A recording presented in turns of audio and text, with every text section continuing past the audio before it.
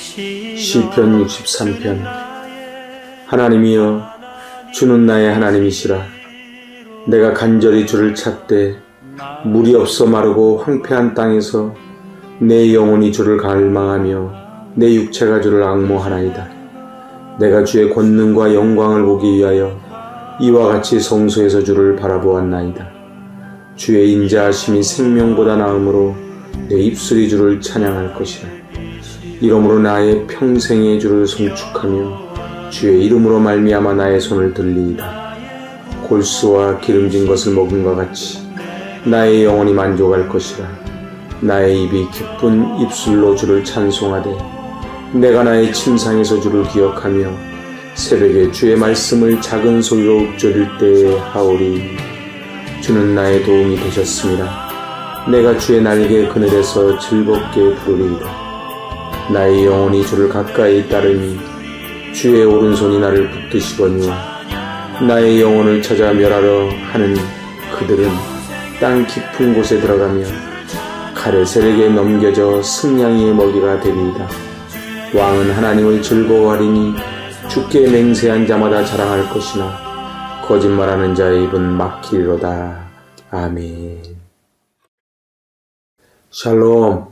참으로 귀하고 복된 날입니다. 오늘 들려지는 이 시편 63편 말씀을 통해 오늘 다윗이 가졌던 그 귀한 영성, 은혜를 함께 누리시길 바랍니다.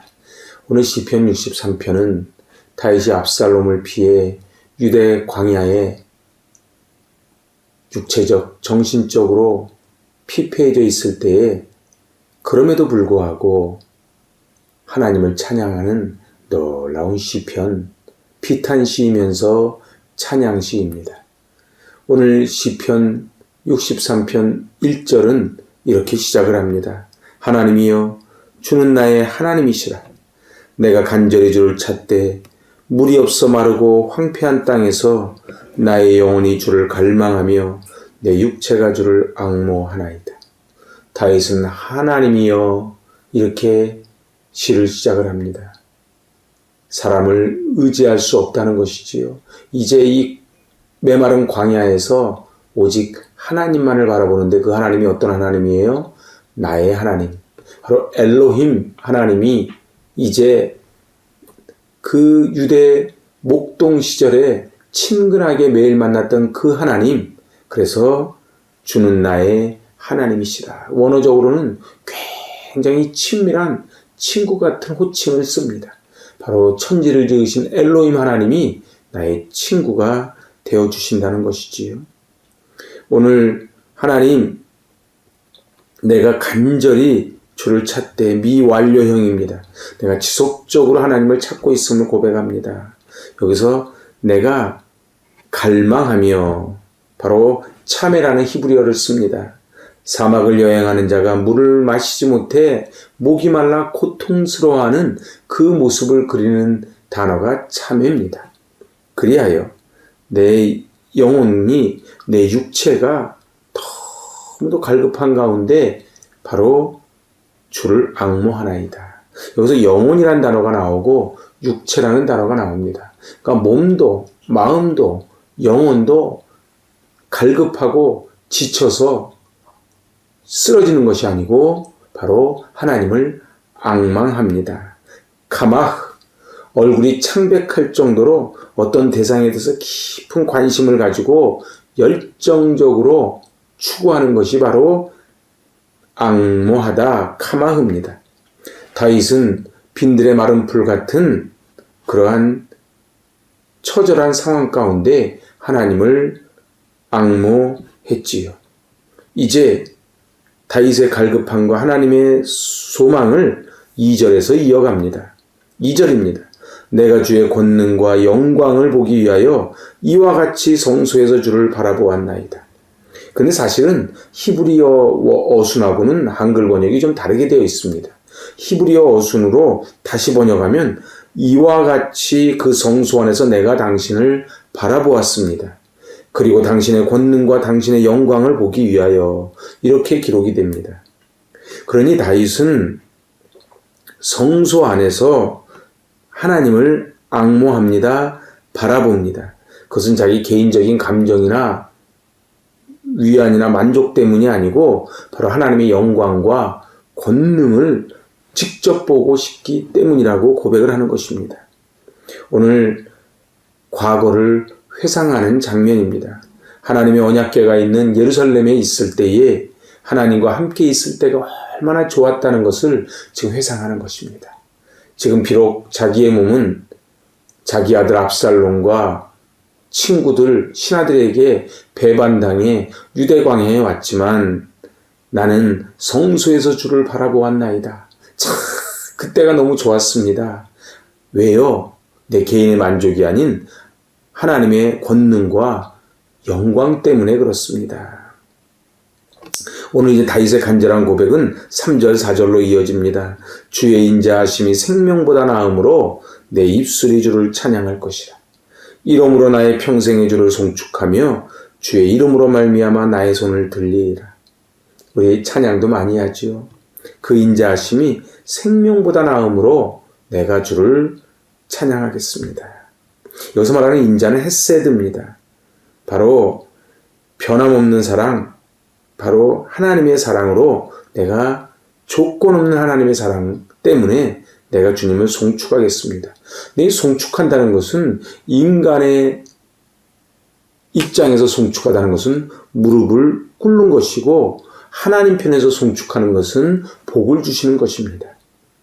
그리고 손을 들은 것을 하나님께 항복하는 것이고 내 자신을 온전히 내어놓는 것입니다. 오늘 하나님 앞에 이제 내가 무릎을 꿇습니다. 하나님 저에게 복을 내려 주십시오. 그래서 어떻게 해요? 내 손을 듭니다. 이것은 바로 포기, 항복을 의미합니다. 그 유대인들은 기도할 때 손을 높이 들고 기도합니다. 하나님께 제 모든 것을 내어드립니다. 오늘 하나님이 다윗에게 행하신 그 과거와 현재 장차 이루실 그 구원의 역사를 제가 송축하겠습니다. 무릎을 꿇겠습니다. 그리고 두 손을 들겠습니다. 오늘 5절입니다. 골수와 기름진 것을 먹음과 같이 나의 영혼이 만족할 것이라. 나의 입이 기쁜 입술로 주를 찬송하되. 다윗은 생명보다 나은 하나님의 은총 속에 있는 것은 바로 골수와 기름진 것을 먹는 것과 같이 만족한다는 것입니다. 표준세번역 보니까 기름지고 맛깔진 음식을 배불리 먹듯이 내 영혼이 만족합니다. 그렇지요. 배고팠던 사람이 정말 기름지고 맛깔진 음식을 만나면 얼마나 입이 쫙 벌어지겠습니까? 오늘 다윗은 하나님을 만났을 때에 바로 그 기름지고 맛깔진 음식을 만난 그 배고픈 자와 같은 영혼의 만족을 느낀다는 것이지요. 그래서 어떻게 해요? 내가 기쁨에 가득 찬 입술로 주님을 찬양하렵니다. 찬양은요, 안에 기쁨이 넘칠 때 나오는 것입니다. 그런데 다윗은 그 유대 광야에서 환경을 바라보지 않고 바로 기름진 것과 맛깔진 음식을 만난 배고픈 자와 같이 바로 뛸 듯 기쁜 그 마음으로 하나님을 찬양한다는 것입니다. 오늘 6절은 내가 나의 침상에서 주를 기억하며 새벽에 주의 말씀을 작은 소리로 읊조릴 때에 하오리니. 이 침상에서 주를 기억한다는 것은 하나님께서 나를 평강 가운데 잠자리로 인도해 주심을 믿는 것입니다.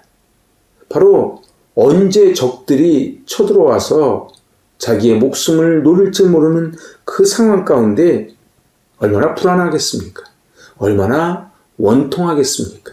그럼에도 불구하고 다윗은 하나님을 기억함으로 바로 잠을 잔다는 것입니다.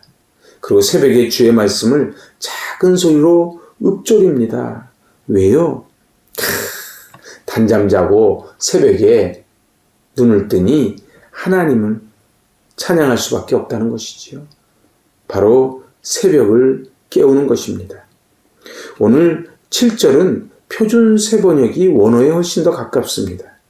주님께서 나를 도우셨기에 나 이제 주님의 날개 그늘 아래 즐거이 노래하렵니다. 그렇습니다. 하나님을 신뢰하면 평안이 오고 평안이 오면 기쁨의 노래를 부르는 것이지요. 그래서 하나님과의 관계가 바로 쓴 자는 평안을 누리게 돼 있고 이 평안이 있는 자는 기쁨으로 나아가는 것입니다. 바로 내가 주님의 날개 그늘에서 즐겁게 노래할 수 있는 비밀이 뭐라고요? 주님이 나를 도우셨기 때문에 그렇다는 것입니다.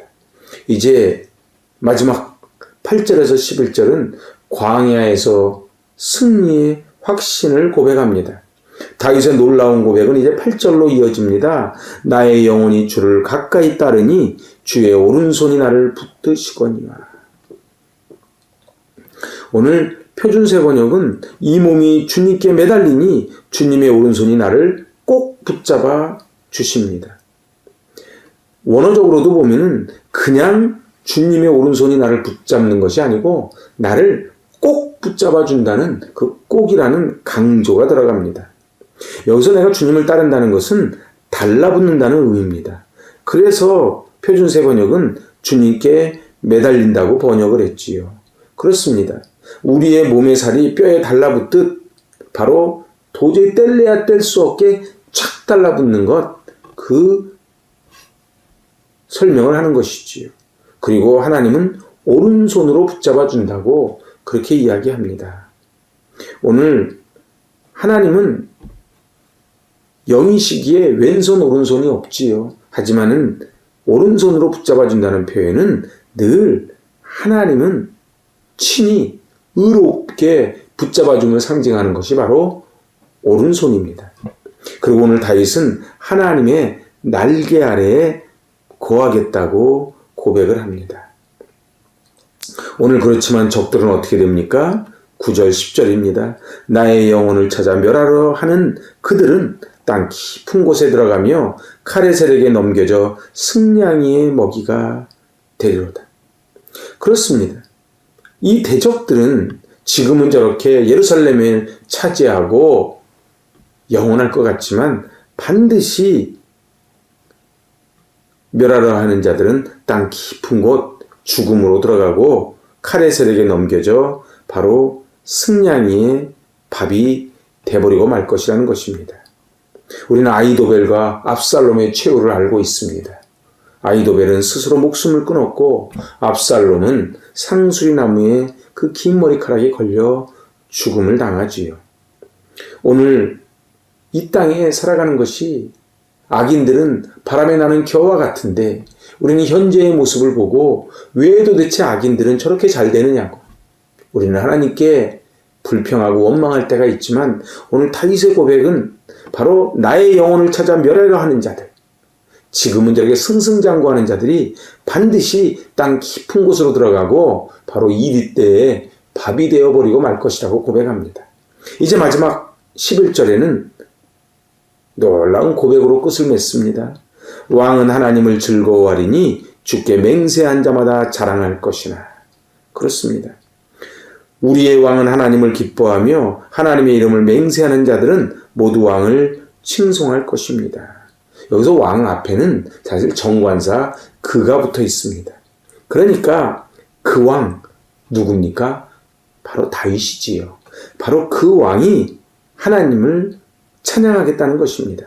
비록 지금은 광야에 있지만 이스라엘의 왕을 세우신 분은 하나님이시고 그 하나님께서 회복시켜 줄 것을 100% 믿기에 이제 다윗은 왕은 하나님을 이제 즐거워하겠다는 것입니다. 그렇습니다. 우리가 넘어졌을 때 낙심하지 않고 그리고 높은 자리에 올라갔을 때 교만하지 않는 비밀이 뭡니까? 바로 하나님이 나의 왕이심을 고백하는 것입니다. 오늘 그 반면에 거짓말하는 자의 입은 막히리로다. 막히리로다. 수동 미완료형을 씁니다. 외부적인 힘에 의하여 그들의 입이 강제적으로 닫혀지게 될 것을 의미합니다. 하나님이 언젠가는 저 거짓말하는 자들, 불의를 행하는 자들의 입을 막아버리시고 바로 하나님을 붙잡는 다윗의 손을 들어 주실 것입니다.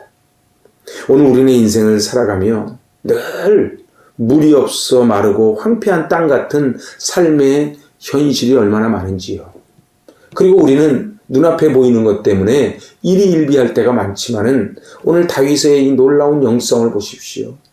나는 내 생명보다 나음으로 내가 내 입술이 주님을 찬양하겠습니다. 바로 다윗은 그 하나님이 나의 하나님이라고, 엘로힘 하나님이 바로 나와 친숙하게, 바로 가장 힘들 때 내 옆에 친구가 되어주신 하나님이라고 고백을 하며 오늘 이 시를 시작을 합니다. 오늘 우리는 유대 광야에 도망가 있던, 언제 죽을 줄 모르던 그 다윗과 같은 그러한 어려움은 없으신지요? 오늘 하지만은 다윗은 하나님께서 회복시켜 주실 것을 100% 믿고 선불 고백하고 선불 찬양하고 선불 감사했던 것입니다. 그 비밀이 뭘까요? 그것은 바로 하나님과의 관계가 올바로 서 있었기 때문에 그렇습니다. 관계가 올바로 되기만 하면은 그 후에 화평 평강이 찾아오고, 화평 평강이 오면 기쁨의 찬송을 부를 수 있는 것이지요.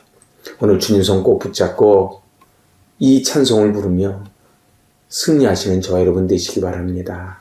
아멘. 기도하십니다. 빈들의 마른 풀같이 메마른 우리의 영혼 가운데 은혜의 단비를 내려주시기를 원합니다.